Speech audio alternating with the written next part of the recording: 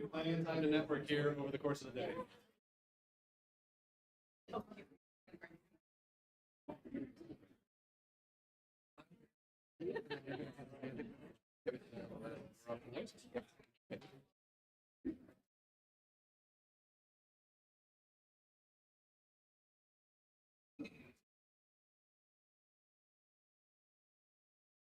All right, everybody, thank you so much for coming here today. We are extremely excited here at the university to announce the launch of the new Alaska SSBCI Tribal Consortium program, as well as to talk a little bit about the SSBCI State of Alaska program. The university has spent a lot of time and effort and resources to really try and bring together all of these disparate programs into a package that will have we believe, a transformative impact on Alaska's future and small businesses across the state. We are extremely pleased to have representatives from Treasury here today. I'm not going to introduce them. I'm going to let Chancellor Parnell do that in just a second. But there's a couple that we really want to call out in terms of folks that have helped us over the last 2 years as we really tried to make this program work.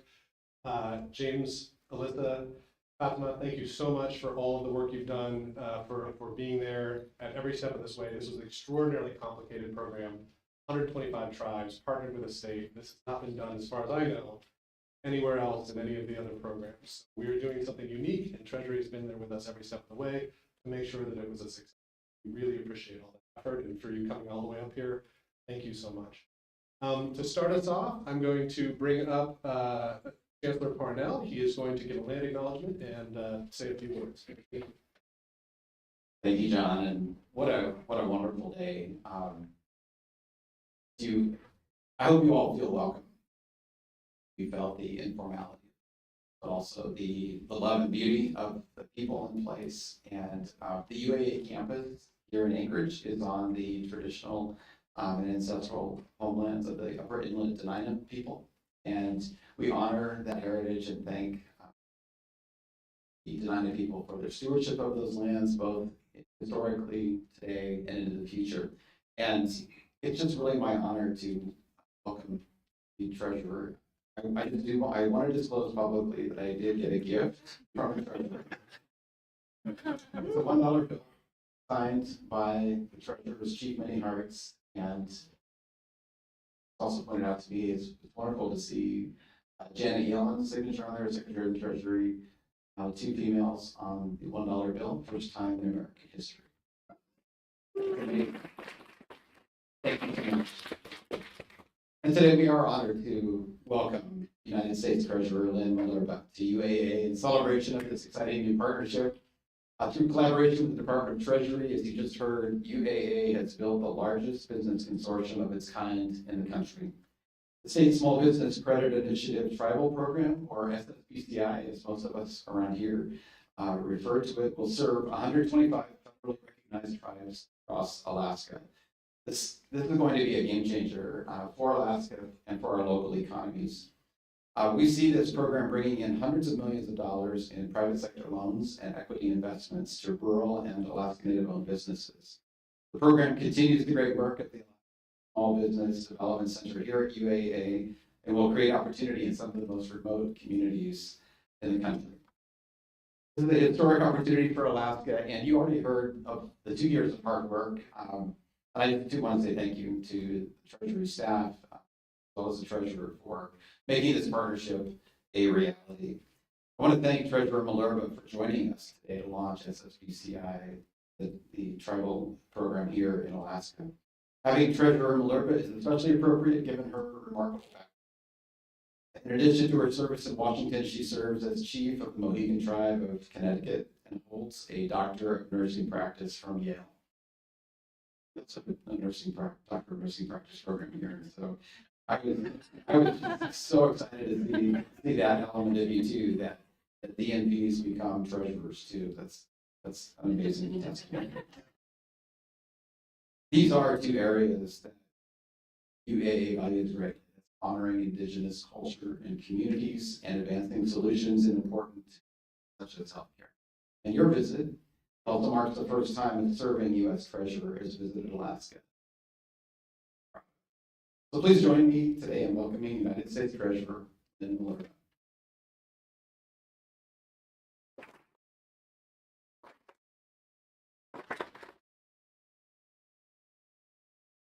Thank you, Chancellor.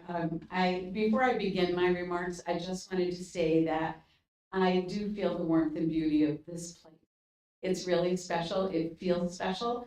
From the minute I got off the plane and was able to be here in Alaska, it's the first time I've been to Alaska. I can see why people fall in love with it and never go wherever they've come from and stay here. So thank you very much for that. Thank you for your warmth. So Wikisk, Inuak, Natiwi Sungswam Mutahash, Lynn Malerba, Wachi Mohi Kanawak. Greetings, everyone. My name is Chief Many Parts, Lynn Malerba from the Mohegan people.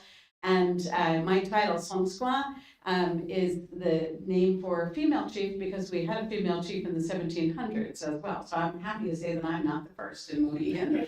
And it means rock woman, so who doesn't love a title like that?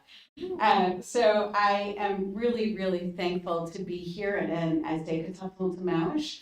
To the University of Alaska Anchorage, to the Chancellor, to John Bittner, the Alaska Small Business Development Center for hosting us today at this meeting and for making this a historic moment for the Intertribal Consortium.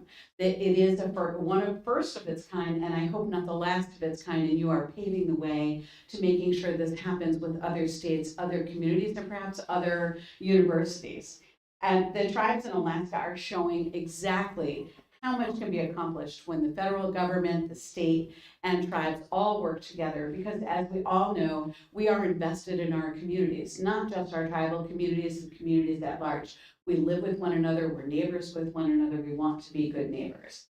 So first of all, congratulations to the 125 consortium tribes for taking on this massive and unprecedented economic development project. You have to have a steel spine to get this across the finish line, and everyone that was engaged in this project absolutely did that. And we are celebrating the work that we are going to do together. This is an enormous opportunity for the economies of our Indigenous and rural Alaska. Earlier this month, the Treasury Department announced the approval of up to $83 million in SSBCI funding, which is just unprecedented for this Alaska Tribal SSBCI Consortium. This investment supports the nation's largest tribal SSBCI consortium and is a part of the most expansive investment in small business financing for tribal governments in history. So you all should be very proud of that. This journey has been long, and I know at times people maybe had a few doubts that we were going to get it across the finish line. But as far back as 2021, the Alaska Federation of Natives, AFN, worked with Alaska tribes to submit notices of intent to reserve SSBCI allocations when SSBCI was entirely new to Indian country. And so, Nicole, thank you for your foresightedness and thank you for your fortitude to making sure that this was going to happen for our natives.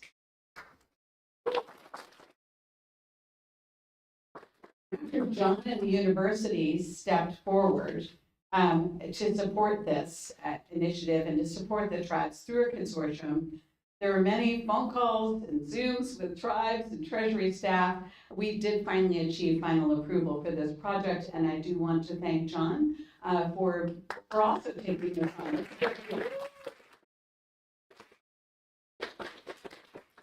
2 years ago, Treasury created its first Office of Tribal and Native Affairs under the first Native American treasurer, me. And I would like to introduce, my staff who are joining me today. We have Fatima Abbas, who is the first ever director of the Office of Tribal and Native Affairs. In Treasury, we have Jim Colomb, who has worked really hard on this project and probably had some sleepless nights. We have, thank you for all of your hard work. We have Amber Reelberg, who is a political appointee in the Office of Treasury and works side by side with all of us. And we have Alyssa White from the SSBCI program at Treasury. Everyone here has created something that is just going to be phenomenal. But as we think about the Office of Tribal and Native Affairs, that announcement coincided with the first ever Secretary of Treasury going to an Indian community, and we visited the Rosebud Sioux tribe. Today, our Office of Tribal and Native Affairs collaborates across all Treasury programs and offices to achieve consistency in Treasury policies and guidance, and to ensure that our policies include the flexibility necessary for tribal nations to succeed.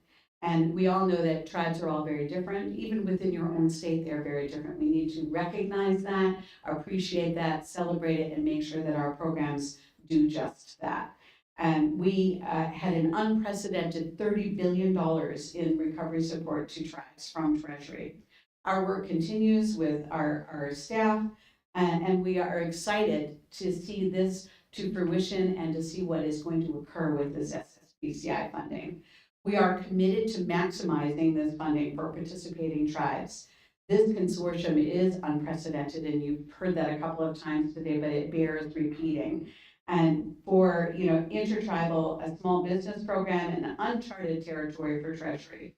As we've done for so many of our ARPA programs serving Alaska tribes, Treasury employed flexibility with this policy and guidance to better align with the unique features of tribal governments and economies, which allowed the consortium to proceed smoothly, and it enabled small, remote, and capacity-constrained tribes to access federal funding that they may have passed on otherwise. And that's a really important fact.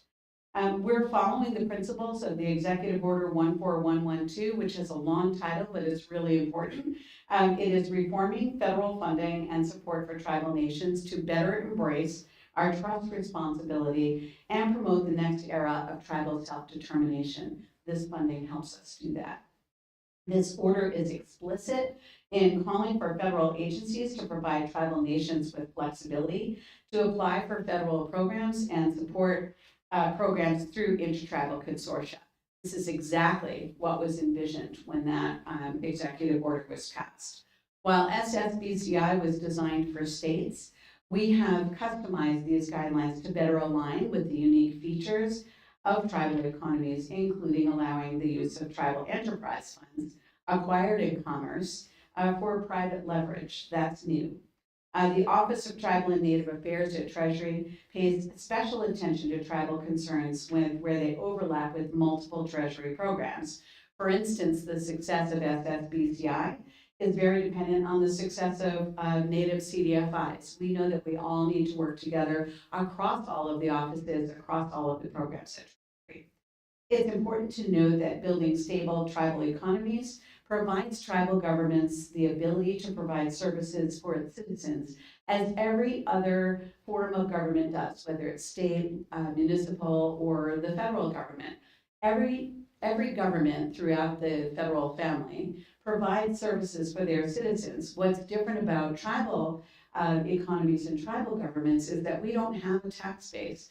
We depend on economic development to provide for our citizens. And that's something that Treasury is learning because it wasn't something that was really, kind of top of mind for some of our Treasury offices. And they worked really hard to understand that and support that with us. It's providing all of the stability with that economy will make a difference for generations to come. It allows our tribes to keep faith with their ancestors, but it also allows them to keep faith with those that they have yet to meet. Yesterday, I was so happy to make the first official Treasury visit to Alaska Native tribe and heard from the Chickaloon Village about how important guidance flexibility is to effectively deploying federal funds for tribes. Under the Biden administration, the Treasury Department has worked to deploy historic support to Indian country from the American Rescue Plan. And that includes allocations of over $500 million in tribal SSBCI funding. You can see that you have a large proportion of those funds staying right here in Alaska. And we're really excited. We have provided $20 billion through the state, local, and fiscal recovery fund program to nearly 600 tribal governments, the largest ever single infusion of federal funding into Indian country. And I've been really honored to witness how tribes have used that funding in such creative ways, but also in keeping with their own tribal culture. And that's been something that's really special to me. So our work won't stop here. I know that my team shudders to think about that sometimes, but They've been pretty busy. They are a small but mighty team.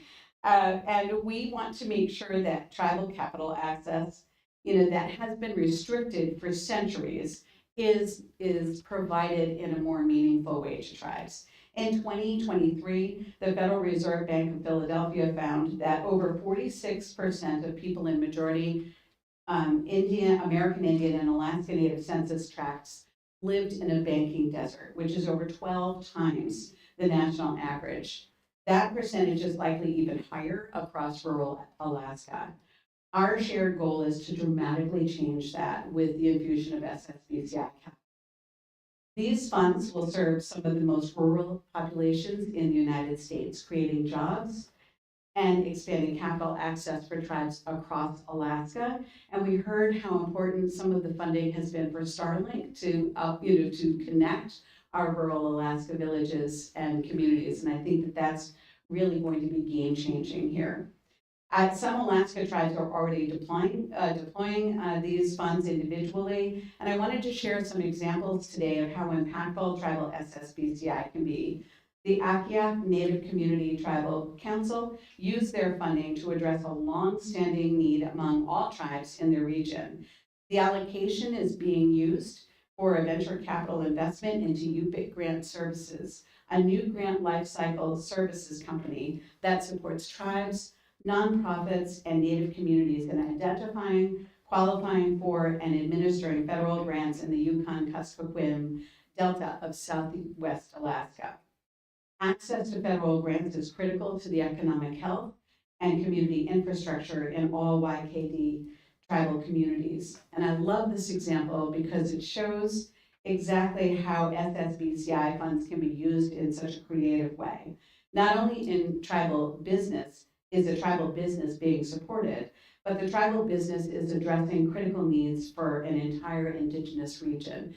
That's really the magic of this funding. Ninilchik Village, which is located in the southern part of the Kenai Peninsula, is an indigenous community of over 1,000 people.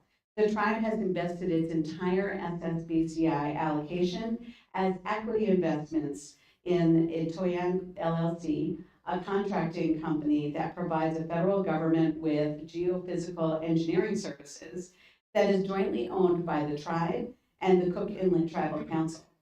Private leverage comes from the tribe's commercial earnings.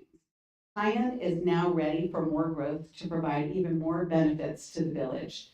Without our tribal guideline customization, neither Akiak nor Ninilchik would have been able to use their SSBCI allocation in such a tailored and strategic way. This work is just getting started, and Treasury, SSBCI, and OTNA are here to help. And I look forward to the significant opportunities that will arise from this initiative. I applaud everyone here in this room that made this happen for your creativity and your tenacity in getting this done. I thank you all for your time today. Katakon Tamawish, I say Matawi wa Itu Wokanch Waskichi Kiawin. Many blessings upon you all. I'll look forward to seeing all the accomplishments.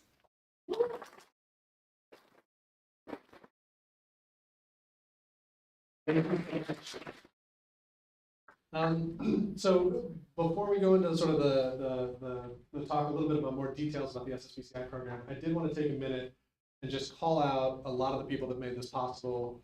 Starting with my team, Jay Halverson, Tyler Arnold, Dawn, you can raise your hand, there you go. These are the folks that are directly working on the SSBCI state program. They're doing phenomenal work. Harley in the back, Kendra, Gretchen, raise your hands. They're the ones that actually do all the work around here. I just get to show up and hold the mic. It's delightful. If you aren't working on this model in your organization, I highly recommend it.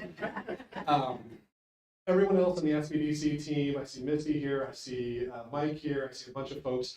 I am fortunate enough to be the head of an organization or a program within University of Alaska Anchorage that has, in my mind, no offense, some of the best employees in the state. They are the hardest working, they are phenomenal, they are always up for these big ideas and these difficult projects. Can't thank them enough for making all of this really be possible. Some other folks, Nicole, I see you and your team here from AFN. When we were first asked to do the put together a tribal SSBCI consortium. We were already doing the state SSBCI. You know, I just don't know if that's a good idea that nobody's doing two of these at the same time. I think that, you know, maybe we should find somebody else. And Nicole assured me I was wrong. And there's one thing I've learned is that I don't want to argue with Nicole. So we ended up going forward with this, and I don't regret it for a second. It was there was some. If you'd asked me about a year ago, I'd be like, yeah, this is maybe not what I wanted to do. But honestly, at the end of the day, this turned out phenomenally well, and it's large part because of the hard work of Ben, the community navigators, university, Chancellor Parnell willing to let us take the initiative here and do something that was very outside sort of what the university would normally do.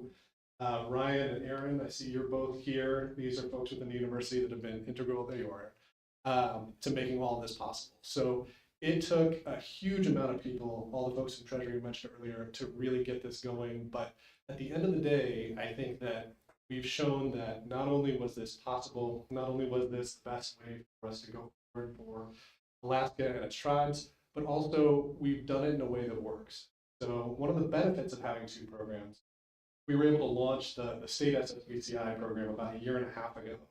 And that was $59 million for the state of Alaska. And the two programs are structured very similarly. So what we were able to do is we were able to start with the state program, test the methodology, test the program, introduce it to lenders. Many of you who are in the room, thank you so much for your support, and really use that to springboard naturally into the tribal program where we're not going to have that lag time. We're able to hit the ground running immediately upon launch, which is really going to get this money on the street much faster. To give you a feel for sort of how well this is working and why the university was such a good home for this program, the money comes in thirds and tranches. So you have to go through one tranche to get to the next tranche. So you have to deploy the money. You can't just hold on to it. Here in Alaska for the state program, we just applied for our third tranche 1.5 years after launching. To give you a feel for how fast that is, I believe, and you can correct me if I'm wrong, we're the second fastest deployed fund in the nation. Montana beat us.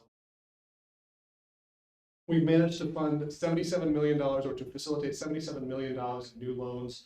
And these loans are 101 loans. We just hit our 100 loan mark. Way to go, Jay.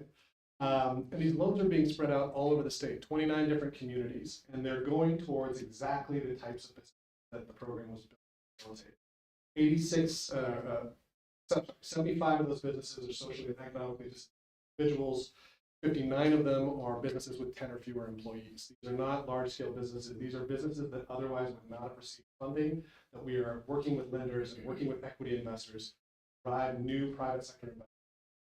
That is going to have a transformative effect on not just individual businesses, but on the communities that they reside in. These are going to create jobs. They're going to stabilize economies. They are going to allow us to grow and to transition out of the post-COVID economy, out of anything that's happening on a global economic scale, into a more stable, more diversified Alaska. All of you in this room are either helping us now or we're going to hit you up to help us. Thank you in advance. On the tribal side, one of the things that we're really excited about, so we've proven that the model that we've developed in this works, it's effective, the money will flow. On the tribal side, though, we're not just going for the basic programmatic requirements. We've added a layer of trying to facilitate specifically tribal member-owned business investment. We really want to drive as much of this money into Indigenous-owned business. We're doing that by increasing the amount of guarantees available for tribal member-owned businesses up to 80% from 50%. We're doing aggressive outreach in the communities, working with the Community Navigator Program, working with the university, working with government agencies across the state to really try to identify and provide support to businesses profile so we can really engage in a new sort of era of Indigenous entrepreneurship in Alaska. There's a lot of organizations in the room here that focus on that type of incubation and acceleration programs. Linda in the back there with Shibeta and others, Kirk and ACLT, thank you for the work you guys do. We're looking forward to partnering with all of you and trying to use this program to leverage the great work you're already doing and to support where you're at. We believe collaboratively is the only way all of this works. No one program is going to solve the problems. No one. About working together with this unprecedented infusion of capital or capital facilitation, we have a unique opportunity to really make something special. And we're looking forward to doing that. As we go forward, we're going to be reaching out more about our technical assistance program, about new funding available to businesses to facilitate legal work, accounting, financing, things along those lines. We're going to be partnered up with many other organizations to do outreach. If you're working with communities that need help, we have the funding to send people out there. We've launched a new artificial intelligence business development program. We have new tools and techniques that are game-changing and national leaders in this space. I can guarantee you, when you see what Carlos and his team has been doing over at the AI Center, you're going to have your minds blown. Amazing what we can do, put together technology, funding from Treasury, the resources of the SBDC, the background that the university brings together into one holistic package. It'll be a phenomenal new initiative for the Now, none of you came here to hear me talk. You came here to ask questions about the program and to maybe talk to folks from Treasury. We're going to open up briefly for some questions now, and then later today we're going to do the lenders roundtable at 10, and that's where we're going to have more in-depth discussion with Treasury about broader range. It doesn't have to be SSBCI, but right now, if you have any questions about the programs or any implementations, we'd be happy to take them. I provide this to folks that are questions, or they can just shout. They can just shout. They can just shout. Does anybody have any questions about SSBCI, state or tribe? There we go. John, I don't have a question for you. I just want to say thank you to you and the other folks. Because I believe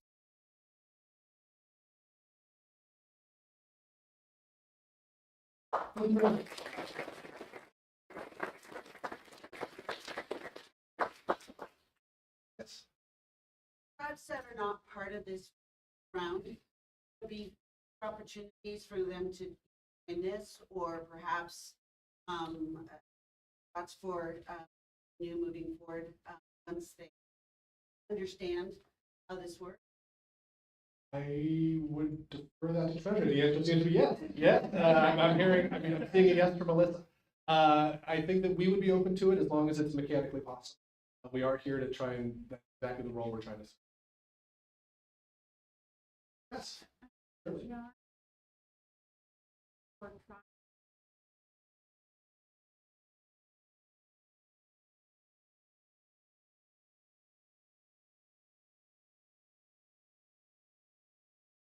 I love that idea, building it, using EDA funding to build an incubator. Do you know anybody at EDA that could help them with that? Really Kelly's with the EDA here. Thank you for the work you do. Anybody else? I thought there was going to be more. So what we're going to do is we're going to take a quick break here to network for a little bit. There's some media folks that had some questions and they requested some interviews. And then after that, we're going to bring you together around 10 o'clock for the roundtable. Thank you all for coming. I really appreciate the support and for you being here.